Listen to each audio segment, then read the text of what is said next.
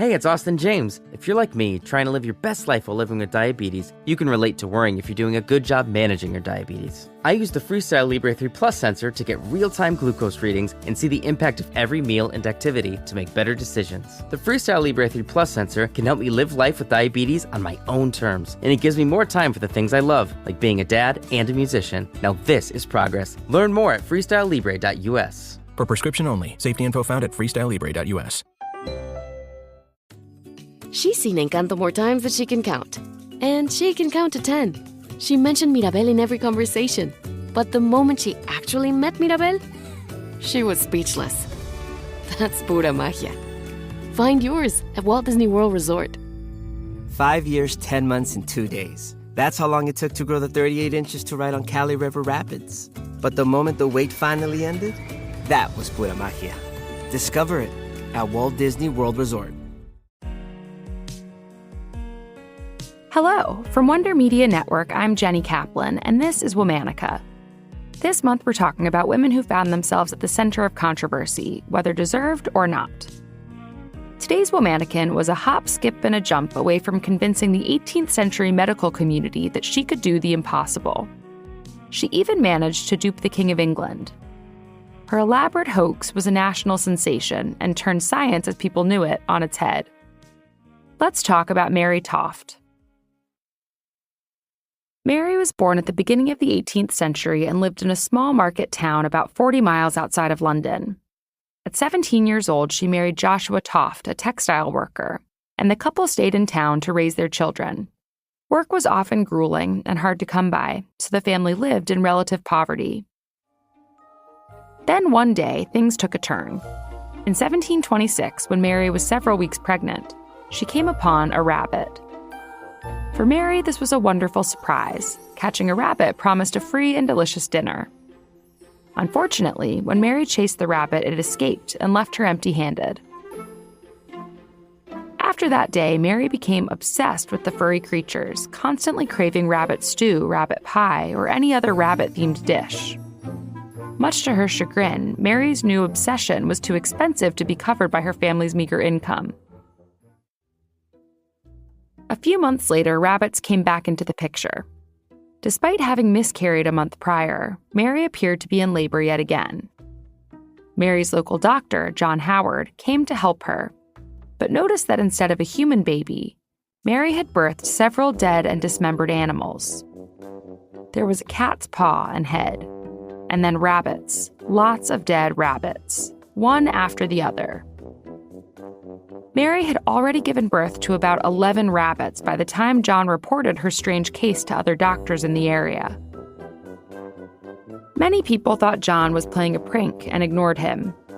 But when King George I heard about John's supernatural tale, he sent his court anatomist, Nathaniel St. André, to investigate further. St. André was known for his over-the-top personality and rather underdeveloped understanding of medicine. When he arrived to inspect the scene, Mary was just giving birth to her 15th rabbit. St. André could barely believe his eyes. Here was a human woman expelling dead rabbits from her own body. St. André didn't ask many questions after seeing the birth in person. Thoroughly excited by his discovery and the novelty of the situation, he rushed back to London to alert the king. He brought a rabbit with him to show to King George. The creature was pickled and preserved for safekeeping. After hearing St. André's testimony, the king ordered that Mary be taken to a bathhouse in London where she could be studied by other scientists. In exchange, she was promised a royal pension. Soon Mary became a sensation. St. André published an exaggerated account of her births titled A Short Narrative of an Extraordinary Delivery of Rabbits, which made big waves throughout London. People were fascinated by the story. They hoped it might explain why some children were born with certain abnormal differences. Many justified Mary's experience by citing the misguided concept of maternal impression. This was the idea that women who had impactful experiences while pregnant, like not catching and thus craving a rabbit, would have children with corresponding birth defects. For a short few days, it seemed like the enraptured public was on board with St. André's fantastical claims. But it wasn't long until other doctors began to look into Mary's case with a more critical eye. After observing Mary themselves, several of these men publicly declared that they thought the whole thing was a hoax. What's more, a porter at the house where Mary was staying reported that Mary and her family had tried to bribe him into smuggling pieces of rabbit into her quarters. At first, Mary was indignant and denied the accusations. But later, when a doctor suggested she go through a painful and experimental surgery to look at her reproductive organs, she admitted that the whole thing had been a lie. Despite the fact that Mary did not actually birth rabbits, the lie itself was bold and required a skillful and painful performance. To convince people that the rabbits had come from her, she had physically placed the dead creatures in her body, sometimes for several weeks at a time, at great risk of bacterial infection. Her admission of guilt sent shockwaves through London. Just 4 days after he'd published his exposé, Saint André was publicly shamed for his incompetence and fell out of favor with the royal court. The medical profession as a whole was undermined by the hoax. Some people denounced Mary for being the pawn of her greedy husband. Others attacked her directly and derided her with sexist tropes. Mary herself passed the blame onto her husband, mother-in-law, and inexplicably, the wife of a local organ grinder. Officials had little sympathy for Mary, and she was arrested for being a notorious and vile cheat. She was then given a short prison sentence. While she was locked up, the public would come to gawk at her in her public cell. After she was released from jail, Mary gave birth to a seemingly healthy and human baby girl. Her notoriety persisted for several more years, but eventually, she faded into obscurity. All month, we're talking about women of controversy. For more information, find us on Facebook and Instagram at Womanica Podcast.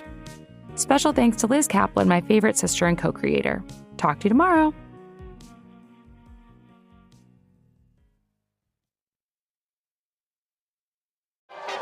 Minnesota has your itinerary to an amazing winter getaway. Whether you like classical music or improv comedy, we've got your ticket. Experience world-class performances and legendary venues. Learn more at exploreminnesota.com. Every day, our world gets a little more connected, but a little further apart. But then, there are moments that remind us to be more human. Thank you for calling Amica Insurance. Hey, I was just in an accident. Don't worry, we'll get you taken care of. At Amica, we understand that looking out for each other isn't new or groundbreaking. It's human. Amica, empathy is our best policy.